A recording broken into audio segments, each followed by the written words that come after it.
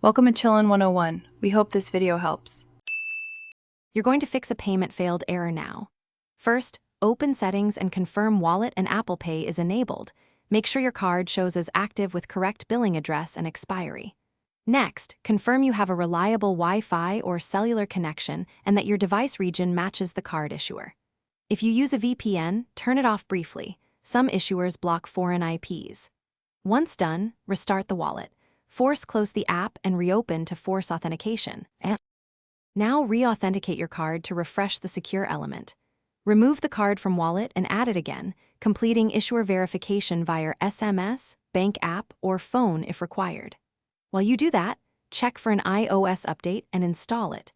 Software fixes often restore payment flows. Make sure you're signed into iCloud with the same Apple ID and that your Apple ID payment methods are consistent with Wallet.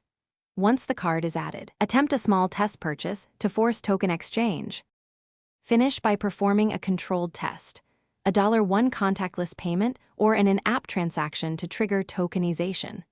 If it succeeds, you're done.